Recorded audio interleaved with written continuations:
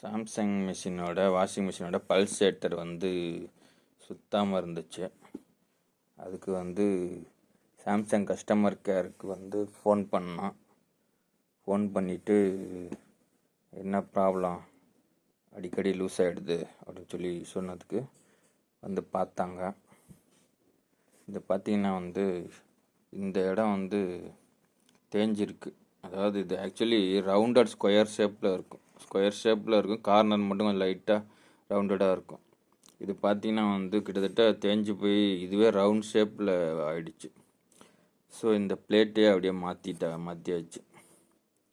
Service charge எல்லாம் சேர்த்து 832 வந்துச்சு. 90 rupees ஜிஎஸ்டி எல்லாம் போட்டு பில்லு போட்டு கொடுத்துருக்காங்க. ஸோ இதை மாற்றியாச்சு. இதில்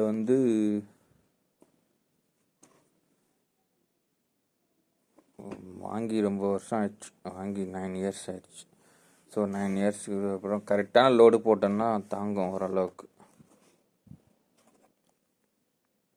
வாஷிங் மிஷினை பொறுத்த வரைக்கும் ஸ்டெபிளைசர் போட்டு யூஸ் பண்ணணும். அப்போ தான் சர்க்யூட் போர்டு போகாமல் இருக்கும். சர்க்யூட் போர்டு போச்சுன்னா அது அப்படி 2400 அந்த மாதிரி மாற்றுறதுக்கு செலவாகும்.